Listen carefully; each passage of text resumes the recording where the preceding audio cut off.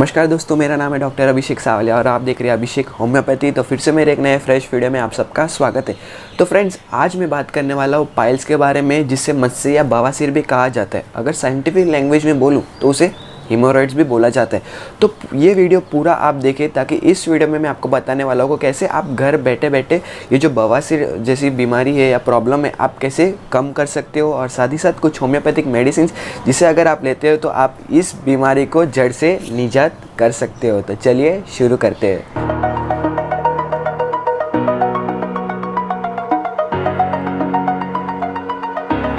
तो मैं बात कर रहा था पाइल्स के बारे में।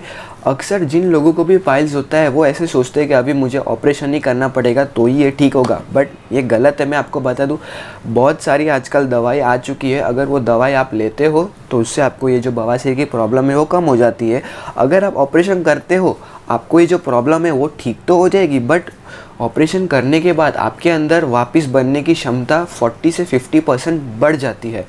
तो अभी मैं बताऊँ कि ये पाइल्स क्या है और हमारे बॉडी में कैसे बनता है। तो जो हमारे बॉडी में एनस रहता है या लेटरिंग करने का जो स्थान रहता है, वहाँ के अंदर के साइड बहुत सारी नसें रहती है। मतलब क्या कि अब जब आपको कब्ज़ हो गया है, कब्ज़ मतलब क्या कि 3 या 4 दिन में आप एक बार लेटरिंग करने जाते हो, तो एक बार लेटरिंग करने जाते हो तो आपका जो मल आ रहा है वो बहुत ज़्यादा सूखा हुआ रहता है। सूखा हुआ रहता है तो आपको बहुत ज़्यादा फोर्स लगाना पड़ता है, प्रेशर देना पड़ता है, तब जाके वो मल बाहर आता है। तो उसके कारण क्या होता है, आप जो फोर्स दे रहे हो उसके कारण जो नस रहती है वो फूल जाती है। तो फूल जाती है तो आपको बहुत ज़्यादा दर्द होता है, और कभी कभी फूलने के कारण वो नस फट भी जाती है, और फटने के कारण बहुत ज़्यादा खून बाहर आता है, और जो लेटरिंग करने का जो स्थान रहता है वो कभी कभी बाहर भी निकल जाता है। तो उसे हम पाइल्स बोलते हैं, नहीं तो मस्से, नहीं तो बवासीर बोलते हैं।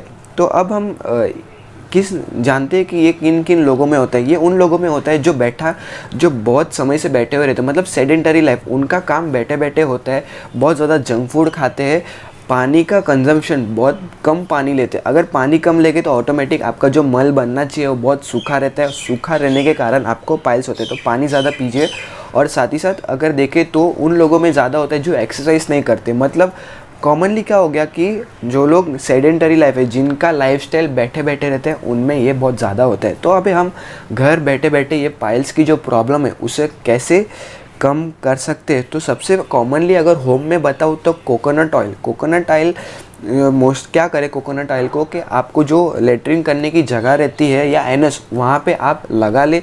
नहीं तो आप रोज़ सुबह 1 चम्मच कोकोनट ऑयल पी लीजिए, उससे भी आपको बहुत आराम मिलेगा। कोकोनट ऑयल नहीं है तो फिर आप गाय का देसी घी, जो देसी घी रहता है गाय का, वो रोज़ सुबह 2 चम्मच पीजिए। उससे कारण क्या होगा, आपको जो बवासीर की प्रॉब्लम है वो बहुत हद तक कम हो जाए। क्योंकि उसमें वो क्या करता है कि आपको जो बवासीर जितना बड़ा होता है उसको ऐसा कम करने का, ऐसा छोटा करने में वो बहुत ज़्यादा मदद करता है। तो आप कोकोनट ऑयल भी पी सकते हो, नहीं तो घी के 2 चम्मच रोज़ सुबह लोगे तो भी आपको बहुत हद तक ये जो बवासीर की प्रॉब्लम है वो कम हो जाएगी। साथ ही साथ aloe vera as a raw material मतलब एलोवेरा के झाड़ में क्या रहेगा कि जेली रहता है एलोवेरा के।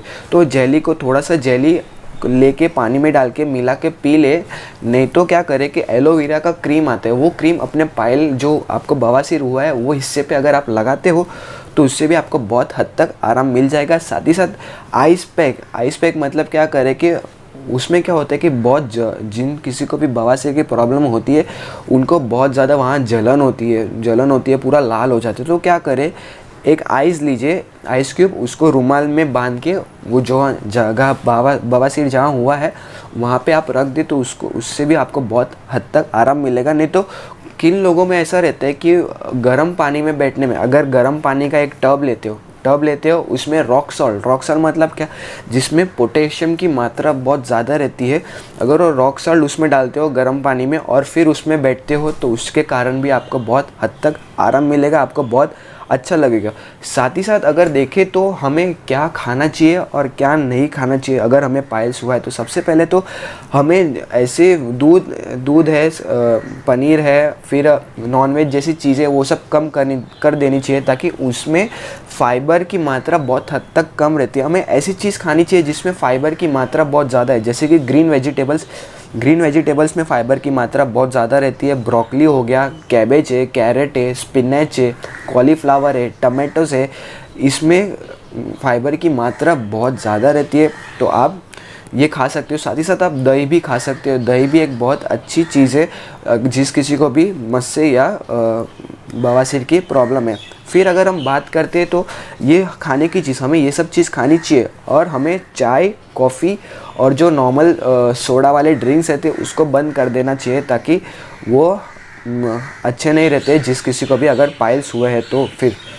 फिर अगर अब बात करते हैं जिन किसी को भी बवासीर हुआ है वो लूज़ कपड़े पहने, टाइट कपड़े ना पहने। लूज़ कपड़े पहनने से क्या होगा कि आपको वो हिस्से पे ज़्यादा पसीना नहीं आएगा। अगर पसीना नहीं आएगा तो आपको अच्छा लगेगा। अगर टाइट कपड़े आप पहनते हो तो वो हिस्से पे अगर आपको पसीना आएगा तो आपको बहुत ज़्यादा जलन होगी, बहुत ज़्यादा खुजली होगी, फिर बहुत ज़्यादा पेन होगा। इसलिए ट्राई करें कि लूज़ कपड़े पहने। साथ ही साथ आप जब लेटरिन करने जाते हो तो आप ट्राई करें कि इंडियन स्टाइल में लेटरिन करें। इंडियन स्टाइल में लेटरिन करेंगे तो आपके लिए बहुत ज़्यादा अच्छा रहेगा। और अगर आपका वज़न बहुत ज़्यादा रहेगा तो ट्राई करें कि आप अपना वज़न कम करें। एक्सरसाइज करना आपके लिए बहुत ज़्यादा अनिवार्य है। ट्राई करें आपका जो पेट का हिस्सा है और जो पैर का हिस्सा है उसको कम करने का ट्राई करें। तो ये था कुछ घर रेमेडीज़, होम रेमेडीज़। अगर आपको बवासीर हुआ है तो आपको ये सब चीज़ करनी चाहिए, तो आप घर बैठे बैठे इससे निजात पा सकते हो। अभी बात करता हूँ होम्योपैथिक मेडिसिन के बारे में। तो होम्योपैथिक मेडिसिन में सबसे पहले आता है ओलोसोकोट्रिना 30। इसमें क्या होता है कि आपको जो बवासीर हुआ है वो बवासीर अंगूर के दाने जैसे बाहर निकल आते हैं, बंच ऑफ ग्रेप। और जब आपको लेटरिन करने के लिए जाना रहता है तो आपको अंदर से लगता ही नहीं है कि लेटरिन जाने, वो लेटरिन ऑटोमेटिक बाहर निकल जाते हैं। और उन लोगों में ज़्यादा असर करता है जो लोग अल्कोहल बहुत ज़्यादा पीते, ड्रिंक बहुत ज़्यादा करते या स्मोकिंग ज़्यादा करते। उन लोगों में ओलोसोकोट्रिना 30 बहुत ज़्यादा काम करते हैं। ओलोसोकोट्रिना के 5-5 बूंद सुबह दोपहर शाम 3 बार लीजिए और इसको कम से कम 7 दिन के लिए यूज़ करें, आपको बहुत हद तक आराम मिल जाएगा। तो दूसरे नंबर की दवाई है वो है एस्कुलस 30। एस्कुलस 30 में क्या होता है कि आपको बहुत ज़्यादा पेन होता है। आप जब लेटरिन करने जाते हो, मल बनाने जाते हो तो उसके पहले आपको बहुत ज़्यादा दर्द होता है। और दर्द कैसा लगता है, कांटे चुभते हैं वैसा आपको बहुत ज़्यादा दर्द होता है, और उसमें खून बिल्कुल भी नहीं आता है।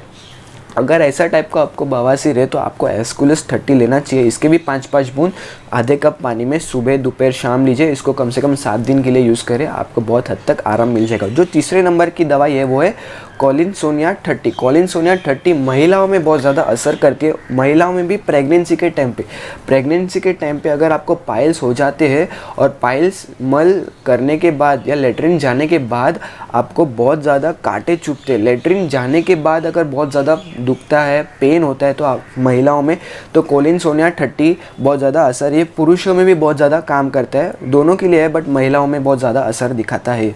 फिर जो चौथे नंबर की दवा है वो है हिमामिलस। हिमामिलस में क्या होता है कि जैसे आप लेटरिन करने जाते हो और तो बहुत ज़्यादा खून आना चालू हो जाता है, बहुत ज़्यादा दर्द होता है, खून भी बहुत ज़्यादा आता है और पेन भी बहुत ज़्यादा होता है। अगर ऐसा टाइप का है तो आपको हिमामिलस 30 लेना चाहिए। इसे भी सुबह दोपहर शाम 1 हफ्ते के लिए यूज़ करें, 5-5 बूंद, आपको बहुत हद तक आराम मिल जाएगा।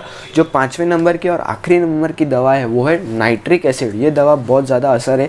साथ ही साथ अगर जो बोलते हैं कि जो लेटरिन करने के हिस्से पे अगर कैंसर भी होता है तो उसके लिए भी ये दवा बहुत ज़्यादा असरदार है, नाइट्रिक एसिड। इसमें क्या होता है कि आपको बहुत ज़्यादा खून आते हैं, और मैंने बताया कि आपका जो लेटरिन करने का हिस्सा है अगर वो बाहर आ जाता है तो उसमें ये बहुत ज़्यादा असर करती है। और एक बार आप लेटरिन चले जाते हो, लेटरिन करने के बाद 3-4-5 घंटे आपको उधर बहुत ज़्यादा दुखता है, तो आपको ये दवाई लेनी चाहिए जिसका नाम है नाइट्रिक एसिड 30।